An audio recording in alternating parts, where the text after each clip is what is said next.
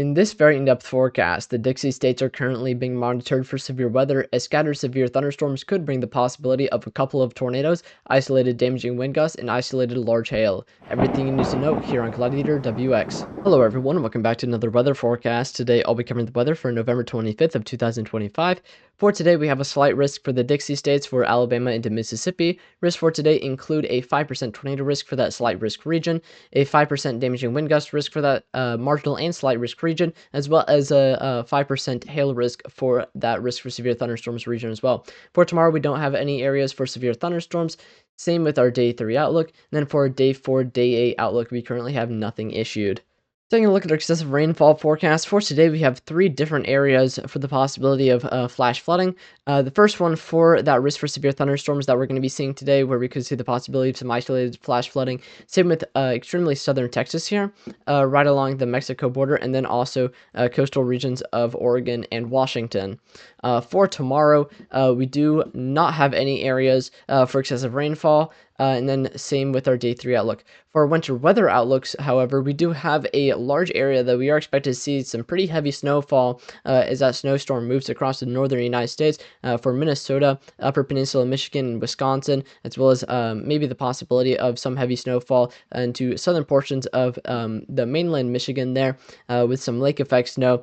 This is going to be, again, associated with that snowstorm that I've been talking about, but also we're going to see some really heavy snow come out of this with much greater than 70% risk for snowfall greater than 4 inches. We can also look at our risk for snowfall greater than 8 inches. And again, you can see right there in northern Wisconsin and the Upper Peninsula of Michigan, we are expected to see greater than 70% chance for the risk for upwards of 80 inches of snowfall. We can also look at our the potential for snowfall upwards of a foot. And again, we are expected to see a great confidence in the possibility of at least a foot of snowfall, potentially even greater, in northern Wisconsin into the Upper Peninsula of Michigan. And then for tomorrow, we are expected to see the continued risk for really heavy snowfall across a great portion of the Great Lakes region for the Upper Peninsula of Michigan, adding onto that already super heavy snowfall. Michigan, mainland of Michigan, into Pennsylvania, Ohio, and New York, as well as other portions of New York, typically where you see a lake effect snow during this season. We are expected to see great amounts of snow from not only this system, but also from lake effect snow, mostly being triggered by this system. And the same for our day 3 outlook as well. We are expected to see the continued risk for extremely heavy snowfall across portions of Michigan and the Upper Peninsula of Michigan, Pennsylvania, New York, Ohio, into Vermont, and potentially even New Hampshire. But then we are also going to see the possibility of some more heavy snowfall across the northern Rockies there into Montana. This is going to kick off the potential for our risk for heavy snowfall later on in the week into next week as well, where we're going to see a little bit of a snowstorm dive across the Central Plains, the Midwest, and even into the Ohio River Valley states. Taking a look at our weather model, starting off with our 500 millibars and how that's going to affect our risk for severe thunderstorms for today, we are expected to see quite a bit of decent 500 millibar flow across this region. It's definitely not the strongest, with the majority of our 500 millibar flow that triggered that risk for severe thunderstorms yesterday already advecting off into places like Tennessee, Virginia, North Carolina, too far to the northeast for these storms across the slight risk region to really tap into. But we are expected to see a little bit of a tail on the end of that that jet there that's going to extend across our slight risk region, and that is going to be providing our synoptic flow for our risk for severe thunderstorms for today, with some decent 500 millibar flow, upwards of 50 knots across this region, maybe higher, but mostly around 50 knots is what the mean that most of the models are indicating for today. Taking a look at our 200 millibars and how that's going to affect our risk for hail for today, we're not really going to see the best 200 millibar flow. We do have quite a bit of decent 200 millibar flow, upper level flow back towards the west. However, this isn't really going to be readily available for our storms to tap into. We are expected to see some weaker 200 millibar flow across this region, but it's definitely going to be sufficient for our risk for hail, but definitely going to be trending more towards a risk for marginal hail. Some of the storms on the back end, or more so to the northern end, might see some better shear given a stronger 200 millibar flow, but but generally for the entirety of this light risk region, for the majority of the storms that we're going to be watching for today, they won't really be able to have that luxury of tapping into this strong 200 millibar jet further off to the west. We can actually pull a sounding really quickly from our risk region. I pulled it a little bit further down in the south because I didn't want to accidentally get it on top of convection, have it contaminated. It might be a little bit contaminated here. However, you can see that we don't really have any really much at all 200 millibar flow up there, and we don't even have very strong 500 millibar flow either. Again, our 500 millibar jet is definitely going to be a little bit more on the weaker side. Same with our 200 millibar flow. It's definitely going to be sufficient for synoptic forcing and supporting those severe thunderstorms, but it's definitely going to be supporting more of a marginal risk for hail across this region given our weaker flow aloft, but still elongated photographs that could support a marginal risk for hail. And then you can also see the curvature in the low levels of the photograph. Pretty decent to 700, 850 millibar flow that we'll look at here in a moment, but definitely sufficient for the risk for tornadoes across this region. Taking a look at our 700 millibar winds, and then we'll also look at our 850 millibar winds and how that's going to affect the risk for tornadoes across this region. We are expected to see a little bit more weaker 700 millibar flow across this region, but definitely sufficient for a risk for tornadoes. With a weaker and low level jet, that's probably not going to be reaching 40 knots really in most areas. Might approach 40 knots, might even reach it in some isolated regions, but we are going to see a little bit more of a marginal low level jet here, but definitely sufficient for a risk for tornadoes.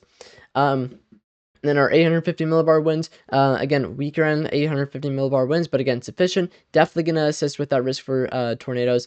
Definitely sufficient for our risk for tornadoes as well. Taking a look at our storm relative felicity and how that's going to affect our risk for tornadoes for today, we're expected to see some decent storm relative felicity values across this region, decent directional shear across this region that's going to be sufficient for our 5% tornado risk for today. Storm relative felicity values that are definitely going to be in line with that 5% tornado risk. Definitely nothing crazy with storm relative felicity values that are mostly around 100 to 150, maybe getting close to 200, but doesn't really look like they're getting close to 200. I just say that because our high resolution ensemble forecast model is more conservative, but this probably is more in line with what we're going to see as far as directional shear, given our more so weaker low level jet parameters. Taking a look at our bulk shear and how that's going to affect the risk for hail for today, we are expected to see some weaker bulk shear values across this region. So again, definitely going to be more so a marginal risk for hail across this region, but we don't have non-zero. We definitely don't have a non-zero risk for hail, but we do have weaker bulk shear values, which is going to be limiting for our hail for our hail risk, but sufficient enough to support the possibility of some marginal hail. Taking a look at our simulated reflectivity and how that's going to affect and indicate our risk for severe thunderstorms for today. We do have some storms that are getting close to firing, if not already ongoing across this region. However, we did see some rain showers across this region associated with that risk for severe thunderstorms that we saw more so back into Mississippi, even into Alabama in some regions, but into Louisiana and Texas as well. That did move across this region, and that could have tampered with our environment, might have lessened our risk for severe thunderstorms. Again, our risk for severe thunderstorms is going to be rather conditional for today, given the fact that we are going to potentially see some influence from these rain showers, a little bit more of a dampening on the atmosphere. However, further off down to the south, you can see that those rain showers didn't really affect a whole lot. They mostly passed off to the northeast, but we could see some effects when it comes to more tampering with atmosphere, weaker thermodynamics at the surface, like weaker temperatures or weaker dew points, given our rain showers that we had earlier on in the morning. However, our severe thunderstorms here, we are expected to see a line of storms that is going to develop along a cold front that is going to march through this region, where we could see either a little bit more of a linear system, could be more linear messy, but it does look like we might have the possibility of some discrete cells across this region, which is definitely going to be interesting when it comes to our tornado risk, as typically discrete cells do support more of a tornado risk. But there is also the possibility that these downdrafts fall on top of each other, forcing it into more of a linear pattern.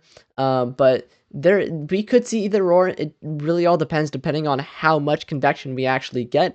I think we might probably will see a little bit more of a linear mode, messy linear mode. Probably won't see too much discreteness, but any cell that is more discrete will probably have a better potential for tornadoes than any other cell within this line.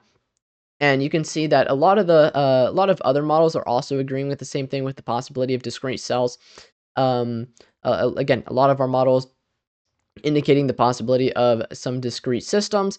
And again, any cell that is discrete, more discrete than others, if it isn't a linear system, could see a greater potential for tornadoes than any cell that's going to be embedded in that line.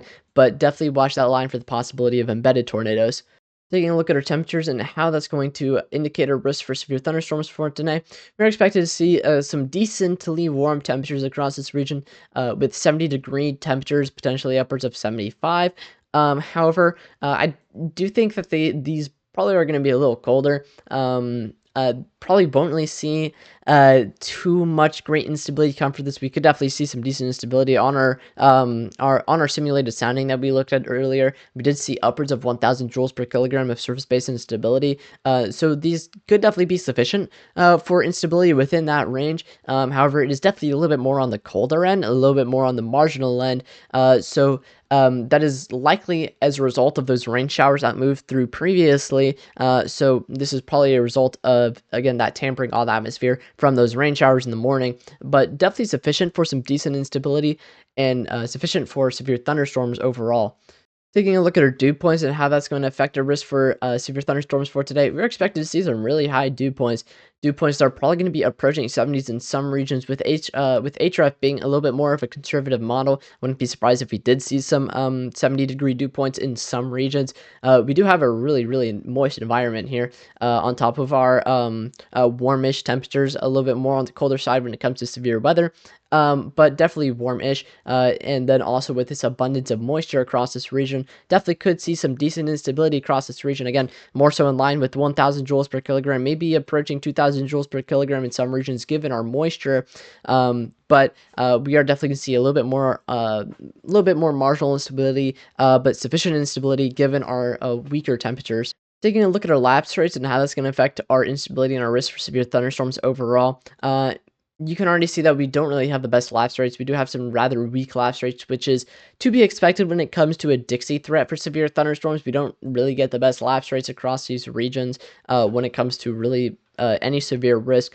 In the spring and summer, we do see better lapse rates, but right now these are rather weak because it is winter, but it's also to be expected when it comes to Dixie. But again, not really the best lapse rate. Probably not really going to assist with our instability too much. It is greater than greater than 6, which with reaching those decimal points of 6.3, 6.4 in some regions. Maybe a little bit of aiding when it comes to instability and destabilization of the atmosphere. Maybe a little bit of assistance when it comes to our risk for hail, given colder temperatures lower down in the atmosphere. So, definitely not to be expected. Definitely not out of the ordinary when it comes to these Dixie threats. But probably shouldn't really see that much instability assistance when it comes to these weaker lapse rates. We can also look at our surface-based lapse rates as well. With weaker lapse rates, by the time we lose that diurnal heating. With the fact that the majority of these storms are probably going to be progressing through this region after sundown or very late in the evening, we are going to be losing that diurnal heating and those strong surface-based lapse rates. But we could definitely see some instability linger from these really decently strong surface-based lapse rates across a great portion of the region. But overall, we probably won't really see too much assistance when it comes to our lapse rates. Taking a look at our instability and how that's going to affect our risk for severe thunderstorms across this region, we are expected to see some pretty decent instability with most unstable Cape values that are probably going to be getting upwards of 1,000 joules per kilogram to the mid 1,000 joules per kilogram, maybe even approaching those upper 1,000 joules per kilograms in some regions. So again, really decent most unstable Cape, going to be supportive of that risk for severe thunderstorms, definitely going to fuel those severe thunderstorms quite a bit. We can also look at our surface-based instability as well as our convective inhibition inhibition on top of that, and how that's going to affect our risk for severe thunderstorms. Not really going to see too many problems when it comes to convective inhibition. Even when the sun begins to set, shouldn't really see too many problems when it comes to convective inhibition. And it does seem like the majority of our surface-based cape is also, or most of stable cape is also surface-based, allowing for storms to be surface-based and supporting that risk for tornadoes. So definitely not going to see any problems when it comes to surface-based instability. The only issues I'd see is the fact that this is a little bit more marginal instability overall when with 1,000 joules per kilogram of instability. Those mid 1,000 joules per kilogram of instability, again, definitely sufficient. Taking a look at our surface instability, not our surface-based cape, but our surface instability or instability at the surface, we're expected to see some pretty decent instability at the surface, actually, which is definitely going to be quite the aid when it comes to our risk for severe thunderstorms overall. Again, really, really nice surface cape here. Again, definitely going to help fuel those severe thunderstorms. We can also look at our energy helicity index values and how that's going to indicate our risk for tornadoes across this region by indicating or showing us the or the overlap of instability and our directional shear. We are expected to see some decent energy helicity index values across this region, with energy helicity index values that are going to be more so decent later on in the evening, whenever we see this little pocket of a little bit more of a juicier environment move out of the south and approach those storms.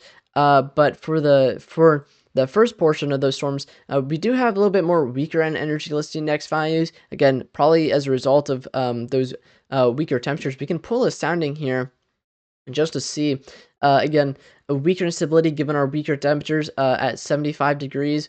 Some decent moisture here as well. But it's definitely more in line with those 1,000 joules per kilogram of instability, and a decent curvature in the low levels of those photographs, supportive of that risk for tornadoes across this region. But this is looking like more of a marginal risk for tornadoes, given our very marginal curvature in the low levels of the photograph and our marginal surface-based instability here in our marginal cape profile. However, we could see that risk for severe thunderstorms and that risk for tornadoes increase later on that in the night when we or later on in the evening when we see greater surface-based instability values, but mostly similar directional shear with that area coming out of the south here.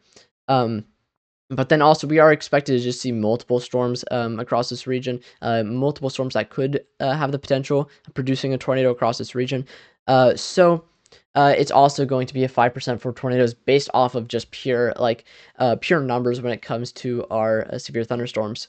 Taking a look at our hail swath and how that's going to indicate a risk for a large hail for today, we are expected to see, again, an isolated risk for large hail, given the fact that we are going to see weaker flow aloft.